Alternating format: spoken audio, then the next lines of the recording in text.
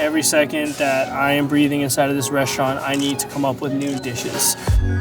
I'm the chef of research and development. In order to be able to change the menu as frequently as we do, we need to have one person whose job it is to find these things, to create preservation, fermentation. My typical day starts at buying produce from the farmer's market and creating a dish by 5 p.m. Chef Mads Refslund is the owner, and he was one of the original chefs who founded Noma in Copenhagen. So the dishes we create are expected to be perfect, and the service level has to be perfect. Yo, what's up guys? My name's Kane. I'm the chef of research and development at Ilis here at Union Square Farmers Market. It's the bloodline of the restaurant. It's how we get everything to be inspired. All of the flavor starts here. Last night we decided we want to change a bunch of stuff, so we need to come up with some stuff before service today around 5 p.m. So let's hit it. We gotta go get all these vegetables. Time's ticking. Halal pastures, they're an incredible source for us. They grow in the black soil, so a lot of their root vegetables, things that have higher sulfur contents, very spicy, rooty things, are very great from them. What up, Willie? Morning. How's it going? Willie is a very talented cook at the restaurant. He kind of takes care of the daily grind of things we already have established. I would say that 80% of what we're getting is gonna be for dishes that already exist, and then the other 20% are things that are working that are new. We have an idea, so I need to pick something that can fall into that idea that I've already kind of started in my head. Or Mads specifically has started in his head. He was the chef who started Noma. To me, he's the most creative chef in the world. He can see the sunchoke a million times, but he sees it today, and it's like the first time he's looked at it, and he starts to conceptualize and just break things down in his head visually. Everything is always going to change just based on today. So this is something that is gonna change. Now I'm already thinking about it. Let's grab some carrots, chef. We're changing the snacks for the short menu, and this is what I'm gonna be working on today. These vegetables are gonna be a representation of things that are now. It's about 14 or 15 different preparations. Some of them are inspired by today. Some of them started a year ago. We do a lot of fermentation. It's a big part of my job as a research and development chef to be able to preserve these things. We're done shopping here at Halal Pastures. Thank you for stopping by. Yeah, no worries, thank you. And we're gonna move on to Norwich Farms. They're doing this on a scientific level. Their ability to actually produce new seeds and new flavor, it's where we can meet, right? It's where we see eye to eye. What is this? It's called Maraski. So beautiful. It's a cauliflower. It's a Japanese variety, so it tends to be very sweet. These are so beautiful. Everything about these we need. We will grab some peppers. We're gonna grab some ají dulces, which are sweet, but having a very tropical flavor. Norwich, for me, grows the best peppers. I've always naturally been curious about what goes on in the farming side of things. This is where it always starts, and it will end with me as far as cooking goes. It's the single most important thing for me as an R&D chef for Ilis. So today we have about 150 pounds of stuff. It's very much a light haul for us. So we probably spend about $400 to $500 in produce outside of the pumpkin seeds. We're going back to the restaurant, guys. We gotta start putting all this stuff up. We got dishes to make by 5 p.m. We gotta go!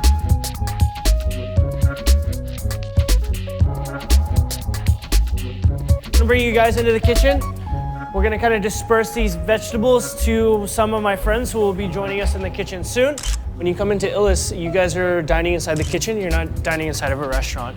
Our cooks are servers, our servers are cooks, and just offer a different style of dining and bringing the cooks to the table. So I'm taking all this stuff out. We get a good idea of what needs to get done for today. I'm gonna get changed, and then we're gonna come down here and start cooking over the fire, getting some stuff prepared for tonight. You guys ready to run? You got your running shoes on? I'm not holding back now. I gotta cook. I haven't been cooking. Ready? Let's go. We're gonna take these carrots, we're gonna dehydrate over the fire. We use about 3 different types of wood here. It's just a mixture of different fruit woods that grow along the Hudson. So, walnut, oak, different types of cherries and apples, all foraged trees that are actually dying, so we're not killing any trees. It creates an interesting element for cooking because the woods all burn differently.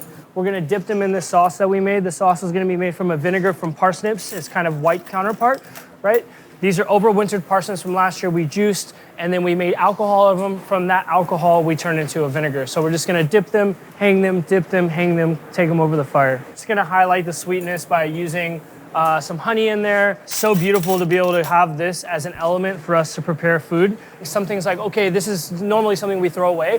We just hang it and then just dry it above the fire, make a powder, make a vinegar, make an oil, anything. It just helps expand our flavor vocabulary, continuing to compound flavors into it.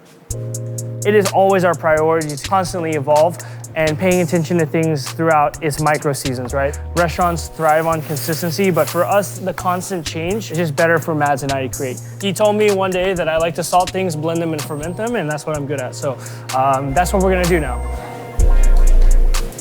We're gonna go ahead and get these sunchokes processed. Sunchokes, super sweet, will tend really, really well to the fermentation process of using koji. Koji is an active fungus that you use to break down starches and proteins into flavor, umami. Sunchokes are full of starch, full of sugar, so it's gonna lend to a very beautiful miso in the end. So it's a vessel for us to maintain certain seasons that might not be as long as we want them to be. This is a huge part of my role as the chef of research and development because our larder is what defines the flavor here at the restaurant. These guys are gonna get smoked until they're tender, and then we're going to put them through a meat grinder, mix them with our koji, put them at a certain temperature, and just forget that they're there, because I'm really impatient. Right now, I'm just stoking the fire. We want like a nice smoking temperature. I grew up in Texas, the land of barbecue, and I think barbecue can extend beyond meat, but smoking is such a beautiful tool. We like to indirectly cook things over the heat, not just grill them. The idea is for us to kind of dehydrate them, pull some of the sugars out, and then we can incorporate more water later. So we want to keep this nice and low and slow. So I'm going to close this guy. We want it to smoke at about 140 Celsius, 150 Celsius, until the sunchokes are nice. I'm going to start some grits. It's going to be an added level of starch and protein for our miso. We have a spice wall here. It's a representation of past, present, and future works. A beautiful way to display it, get inspired, and just see what we have in house. The flavor library, exactly.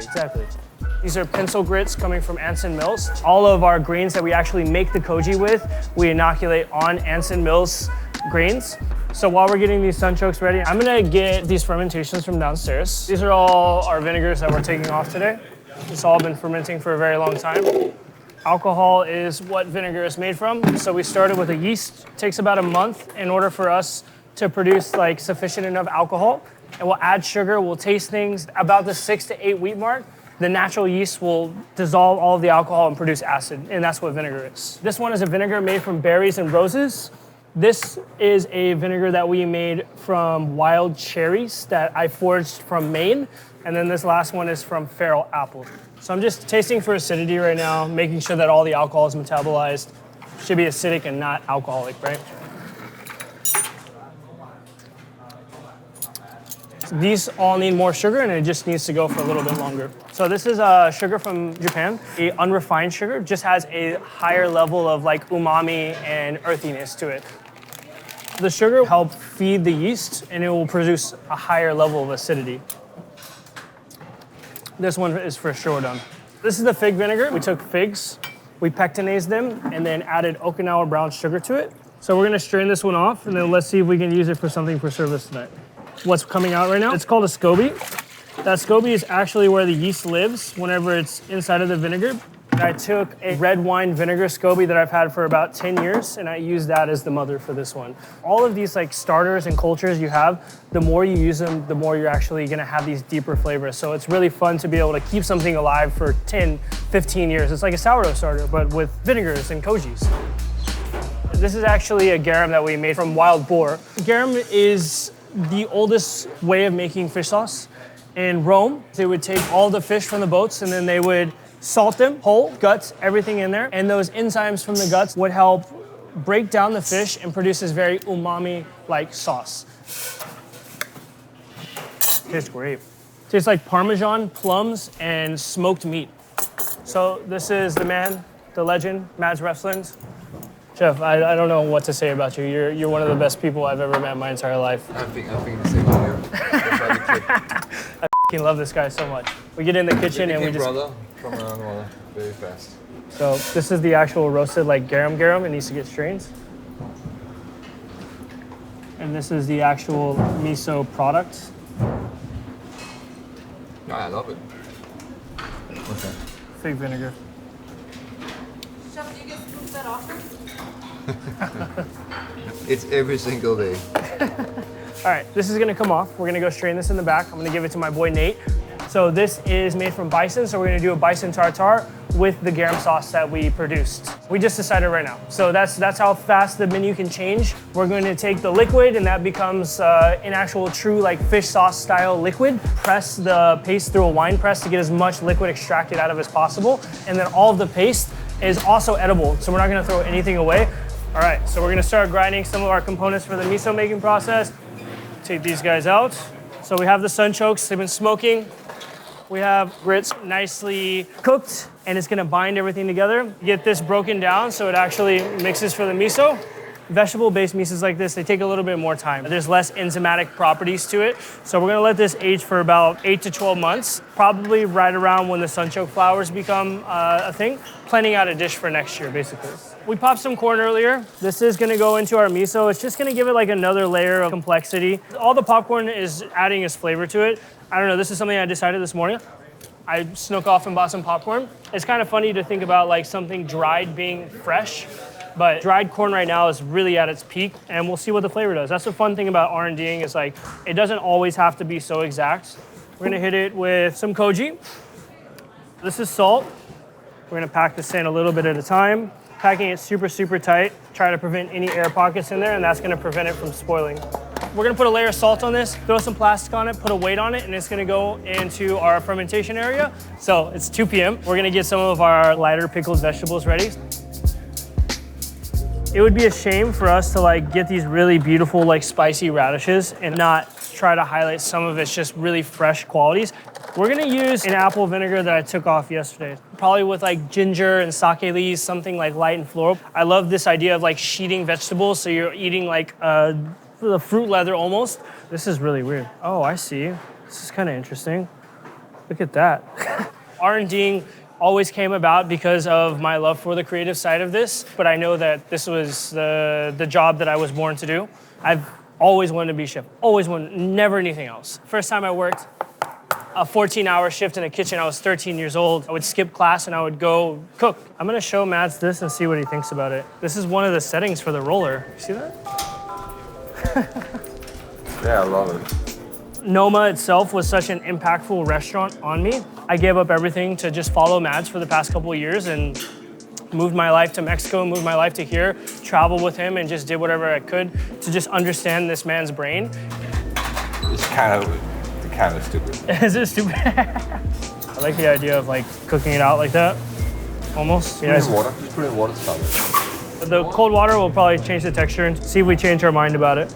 The way that I learned from Mads is like you have to keep an open mind. If you try to overthink things, you lose that flow of what the possibility could be. It's about 2:15 right now. We need to get moving on what we need for service tonight. This is some sea urchin that just got flown in from Maine. These are similar to the ones that you're gonna see in Hokkaido. So very small, they're buffoon, very beautiful. I love sea urchin. Like I have a tattoo of it on my hand. Like it's one of my favorite things in the world. We always imagine this restaurant being almost like an extension of the market. So this is gonna be part of our snacks. So we have these carts go around. We present some options for them to add on to their meal at the beginning as a way for us to kind of bring the market to them. I'm gonna go ahead and take this off, pass it to the boys in the back. They're gonna get it all brined in seawater, so it's ready for service. Mario Kart. Chef, you finish these up. Get them all like this, and then Nate knows how to get them all brined, but we just need to take the tongues out. Guys, line up. We're gonna go into a meeting and talk about tonight. Okay, very fast. 7-course menu. There's some changes to the menu. It's uni. We're not doing base scallops tonight. It was too noisy yesterday. That's why I walked around to you guys and make the noise. Do you need a hammer? Do you need a drum set? Join it, you can make a lot of noise, but we are in a completely open kitchen. It's okay people feeling they're part of the kitchen. That's the part of the show. Really be careful. We do have an event on Sunday. It will be a busy 2 days. Let's have one house. One house. Oh my God, on camera too. Come on, guys.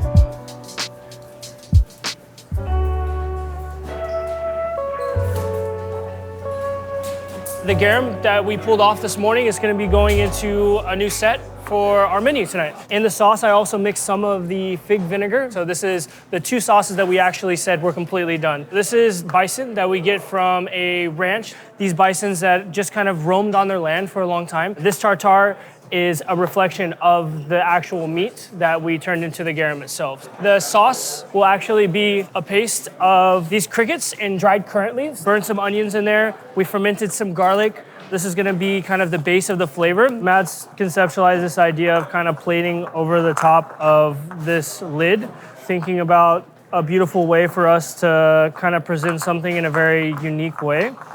And then we mix it into a sauce that we made from some egg yolks. So kind of classic like tartare flavors going on here, right? So this is just gonna kind of give us a base for these radishes that we got from a Moon Farm to kind of stick. Super spicy, are gonna go really, really well with the tartare. The idea is that these radishes become a way for you to actually pick up the meat and then dip it into the sauce. These capers are from last year. We foraged a bunch of blueberries from New Jersey in the Pine Barrens, and this is just gonna add to some acidity. It's kind of like one of our favorite ways to preserve berries, salt them in their unripe stage. This is the bison heart, cured and smoked like katsuobushi, like bonito. We're just gonna shave that over the top of it. It's gonna give it like a smoky, kind of salty, dried meat flavor. This goes like this. And then now chef says yes or no, and we taste it and we see if we're happy with the flavor, the idea of the actual dish. 9 out of 10 times I would say no. So the idea with this dish is you eat it with your hands. And I don't know if anyone here have been hunting before, but there's a tradition that if you have your first kill, you should take a bite of a raw heart, carving out the heart and eat it with your hands. So I like this kind of raw meat with raw hands. You just dip it like this. Got the fried shallots. You need that, yeah? Yeah, crispy shallots. Yeah. It's very powerful. Too powerful? It's too much sauce here. Yeah. Put less sauce. But this is too much. It's too big. Okay. I'll put a little bit less on this. Okay. There it is. It is spoken. Tastes delicious. It's just too much. You're getting 12 courses. This is a lot. So we'll play one more up. Try it again. We always just keep trying and trying and trying and trying until it's perfect. We do use very beautiful products here. So when we price things out, there is a certain level of food cost that is probably more than your average restaurant. The biggest impact of us being able to combat that is utilizing the scraps and nothing goes to waste. We don't throw anything away. So, the food cost for us balances itself out. So this is perfect now. This is approved and then good to go. These are the carrots that we saw hanging by the fire earlier today. Really happy with them. They're still raw, which is the most important part. Taking the raw flavor, but they're still crunchy. So these carrots are gonna be served with the snacks. Accompany some of our vegetables that we have fresh from the market this morning. So we took the peppers from Norwich and then we pickled them. This is the leaves from the cabbage that we bought this morning from Norwich. And then last year's turned into a white kimchi. The idea is that we're just making a very beautiful garden with all of these vegetables that we got from the market this morning. This is a mixture of minimalism and deep technique. We're gonna serve it with a sauce that we make from last year's citrus. It's like creamy vinaigrette and salted beach plum and shiso paste. This is from the pumpkin seeds that we saw earlier today. And it's gonna be going inside this pumpkin sea urchin dish we wanna try out. They took all of the inside out of this pumpkin, so we completely cleared it out. It's gonna be paired with mandarin, so I'm just gonna cut some fresh mandarin. I think pumpkin and uni is a really classic flavor and combination in my mind. So we have some salted egg yolks, which we've just cured, and some soy and mirin, some marigold flowers. Pairs really well with mandarin. This is some dulse. The dulse is a very beautiful, delicate seaweed. This is pumpkin broth. And then this is the oil. I'm gonna see if Mads is okay with this.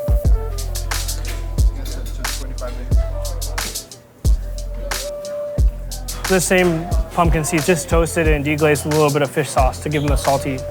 Orange is really nice, huh? Good to go. Everything's good. Yeah? Great. Okay. Happy with it. All right. We got the menu sorted out right before we serve it. It's kind of classic our style, right? All of the dreams that we had in our head, we're accomplished. And I think even more so, there's things in the back of my mind that I'm already working on for next week. I can't wait for our guests to come in and try it themselves. Thank you so much for following me, and now you know what it's like to be the chef of research and development for Mads Refslund at Ilis.